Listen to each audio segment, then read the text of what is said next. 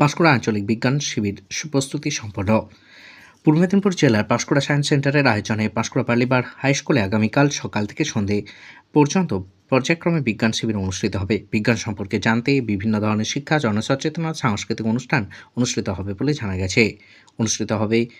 উপস্থিত থাকবেন বহু বিশিষ্টজনেরা, পর্যায়ক্রমে উপস্থিত থাকবেন তারা।